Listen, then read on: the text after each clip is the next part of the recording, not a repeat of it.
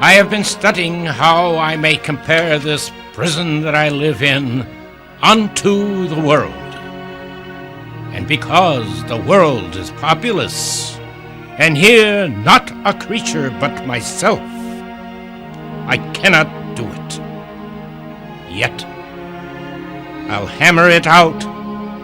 My brain I'll prove the female to my soul the father, and these two beget a generation of still breathing thoughts.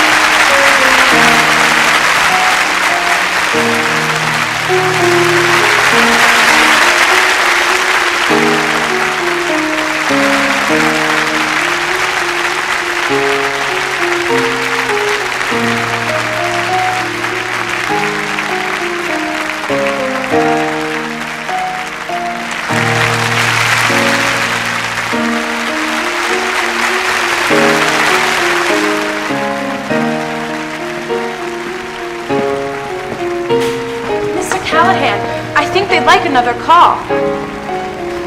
They really loved your performance. Well, they're going to have to learn to live with disappointment. Mr. Callahan, just listen to them out there.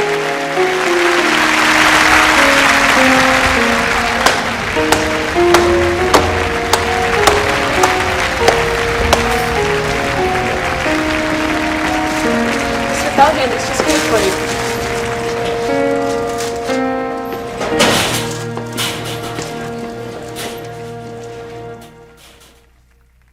Mr. Callahan, you have a visitor in your dressing room. Well, tell him to wait outside. You know I don't do interviews in my dressing room. Yes, sir. I'm very sorry, sir. She was quite demanding. Mr. Callahan would ask you to wait outside. No, that's okay. I'll wait right here.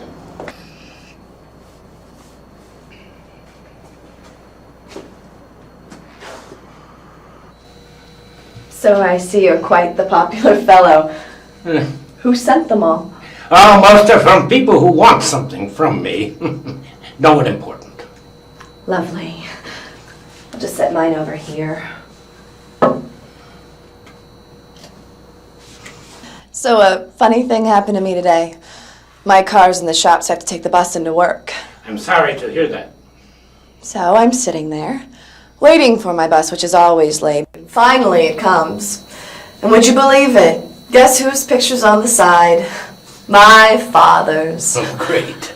They have me on buses now. Richard Callahan returns to his hometown. The father's ghost. Hamlet again?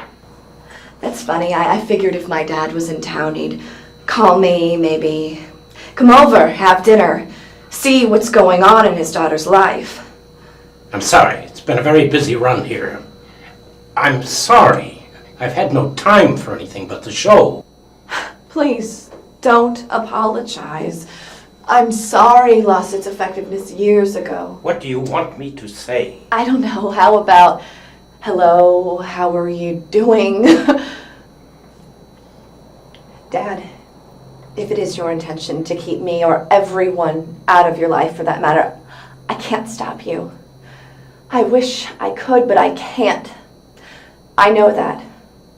But if that is what you want, for us not to see each other and not be involved in each other's lives, then I want to make sure that it's a decision that you make on purpose and not just because you're too tired or too afraid to pick up the phone. Allison, can we finish this another time? I have to get dressed. No, I need to do this now.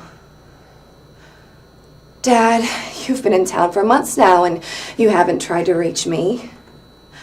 So I'm going to make this very clear. You know where to find me and you know that I want you to. But if the best way that I can keep up with your life is by reading the New York Times, for crying out loud, then I'm going to assume that you don't want your daughter in your life, and this will be the last time that I approach you. Allison, it's not that simple. Yes, Dad. It is. You are complicated. We are complicated. But this is simple. It has to be. I have to change. Yeah, well, I suppose you do. Thank you, Mr. Callahan, for a wonderful performance tonight. You were truly remarkable. You should take those home with you. A little sun and water, and they might even bloom.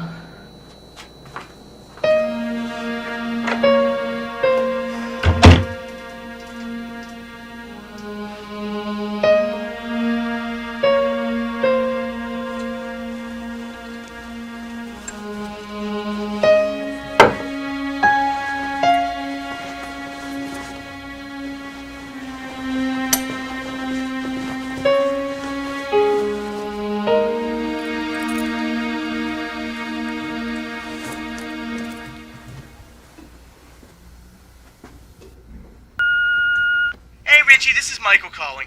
Congratulations on the tour closing. I know everyone was real happy about the show. Hey Dave, just wanted you to know everything is set for you here in New York. Call me and we'll move on it. Ciao. Hi, Mr. Callahan. This is Angela Stacy's assistant calling. I just wanted to remind you about your appearance on Good Morning Columbus tomorrow. If you could be at the studio at 9 a.m., we would really appreciate it. Thanks now. Bye-bye.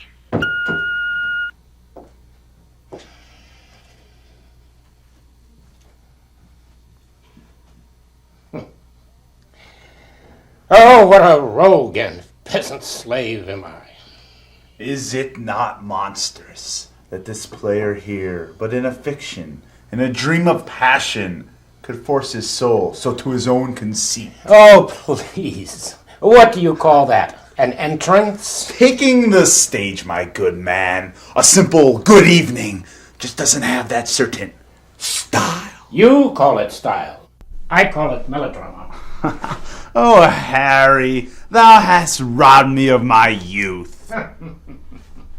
So, I guess we're leaving in a couple of days. Yes, it seems as though Michael has got something lined up for us. That's what I like to see. A man actually working for his 10%. Isn't that the truth? Did you see the house out there tonight? Not even half full. Well, this city was never one to embrace the theater. They always cared more about Buckeyes than they did the Bard. It's not just here, though. The whole tour has been cut short because of small audiences. It's not because of your performances. I thought they were some of the best of your career. I didn't think they were. I don't know why, but I don't think the world is interested in what happens inside a theater anymore. It's these kids growing up without a hint of culture. You can't blame them. It's a fact that no one's there to unplug the TV and put a book in their hand. That's the problem. Well, that's your job, Mr. Callahan. You must be the world's curator, the keeper and the protector of the world's most sacred possessions. I don't think anyone wants to see them anymore. Oh, now you've gone and made yourself depressed. Lighting your spirits, dreary son. Thou hast no cause for sorrow. I have no cause. That is my sorrow. But for now, I will be content to sleep. To sleep, perchance to dream. By sleep, I mean to end the heartache.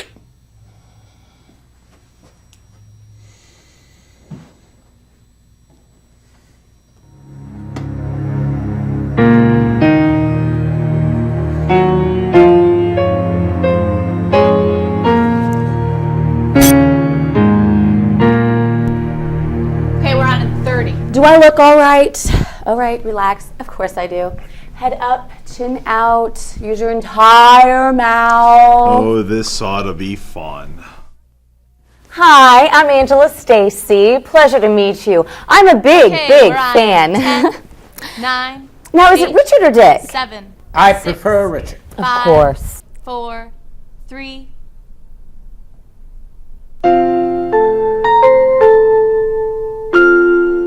Good morning, and thank you for joining us. With us today is a hometown friend, a man who needs no introduction, Columbus's own famed actor, Richard Callahan. Richard, thank you for joining us. Yes, charmed to be here.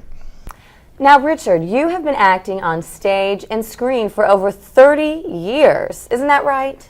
Well, no. I haven't done any film work in quite a few years. Oh, and why is that? I find film work less rewarding than stage. Well, I just love the movies, and I think that we would all like to see you in more of them. I think we'd like to see less of you on TV. Now, Richard, I'd just like to switch gears here if I may. I'm sure that there are lots of young actors at home wondering what does it take to become an actor of your stature. Do you have any suggestions for them? Don't watch TV for your acting advice. I think you have to live in the world of the character.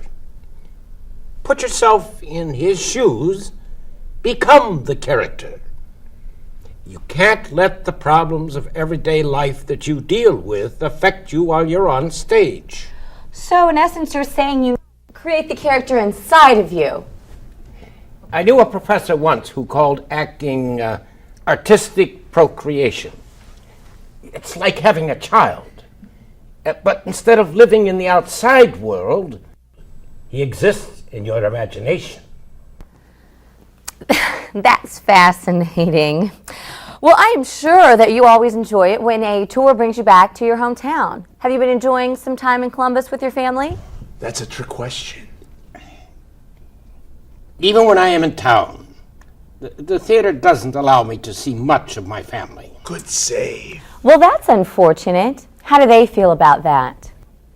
She understands that it's just part of my life. She? Is there a woman in your life, Mr. Callahan?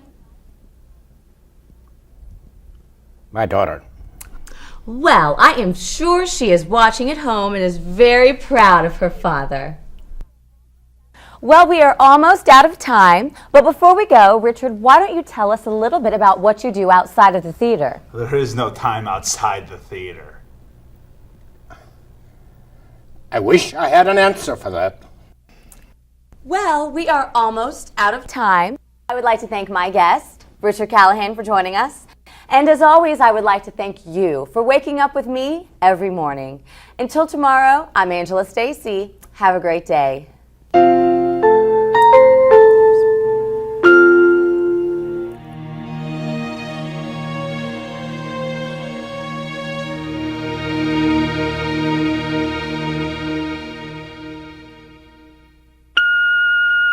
Hey Richie, it's Michael again. You haven't called me back yet. What's going on? I've got to get an answer on one of these roles here. Give me a call, babe.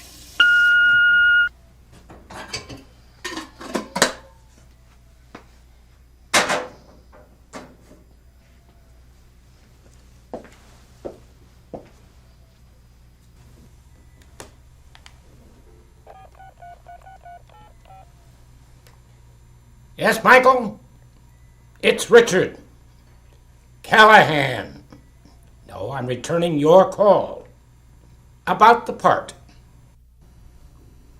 Right. King Lear. No, that's fine. I've just done the role a few times.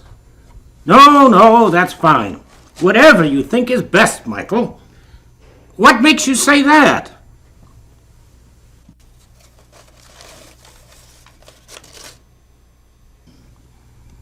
I'll see you in New York. Yeah. Bye.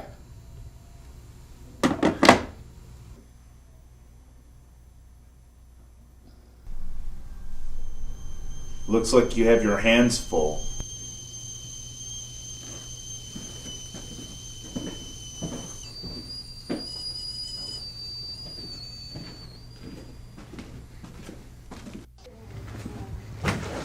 You know, most people would envy you. Isn't that scary? You're up there on the stage, and I bet scores and scores of people envy you. Do you know how the picture got thrown away? You've traveled the world, performed before kings, queens, and even the president. And you've made quite a nice living from all this. And to top it all, You have this vivid imagination that entertains you and protects you. I don't care if people envy me. That's their problem. Oh, I agree with that. I'm just saying that your life is pretty good in most people's eyes. My grandson? Come on! The picture doesn't matter. Just like everything between that door and the theater doesn't matter. Have you forgotten all this? Do you not remember how weary, flat, stale, and unprofitable seems to me all the uses of the world? Did you not say this, and by doing so, accept to live your life in the world of your own creations? He is my creation, and this is the only picture I have of him. Why did you throw it away? I did it because you wanted me to. I only exist because you want me to. All our revels have now ended, I suppose. She had a son. I might never have known. I don't see much revelry in that. Look, this'll pass. We'll be back in New York, get a place in the village. I mean, you can't be depressed in the village. I think it's the law. Come on. What did Michael say? He's Michael. Of course, he has a part waiting for me. Something I know all the lines to, where the director will probably let me do whatever I want, how I want it.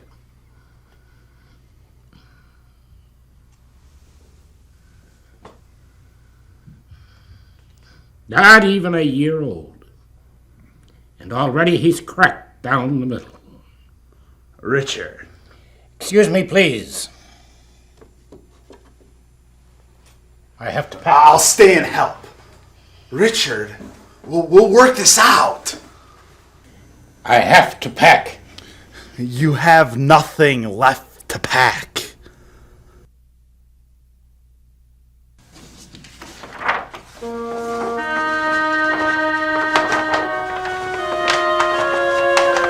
And in this thought, they find a kind of ease, bearing their own misfortunes on the backs of such as have before endured the like.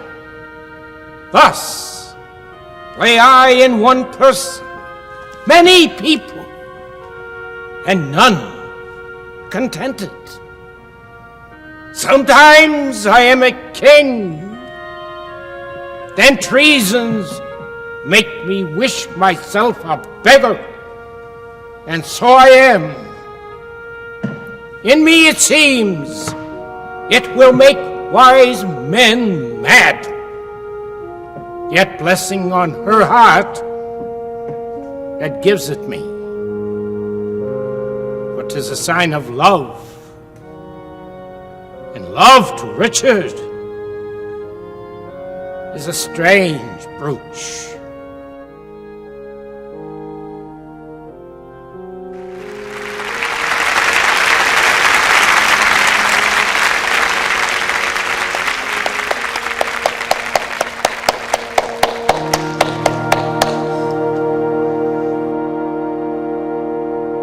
Meet me at the theater, 3 p.m., must talk. What's going on, Dad? With words so beautiful, it's a pity he didn't write scenes for everyone, and we just went about saying our lines. Maybe then we wouldn't be so afraid just to be who we are, and we might just not be so afraid to change who we are either, because we can trust in the fact that no matter what pit of despair we have encaved ourselves into, whatever foolish fit of lunacy we have committed, nay, whatever horrible crime we might have committed, that we would get that moment when the lights were sharp on us and the rest of the world was silent, when from out of our mouths come the most beautiful words ever written, and just like that, all is resolved. His name is Henry, Dad. He's your grandson. Oh, wonderful. Another Henry play. There's a part in it for you if you'd like. He's a wise grandfather who shares his passion and humanity with the people closest to him. What if I start as the third man on the left and see what he develops into?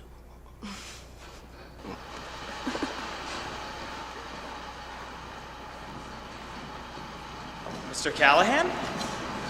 What are you doing here? Just reminiscing, I suppose. It was a good show, wasn't it? I'm afraid, though, sir, that you can't be here. It's not me, it's unions, you know. You can't be on the stage when they're striking the set. All right, Wally.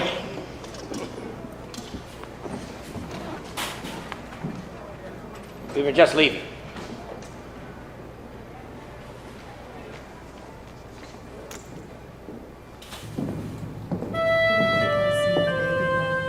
He's at that age, in 9 months, babbling. He's got a little temper on him, too. I wonder where he got that from. Oh.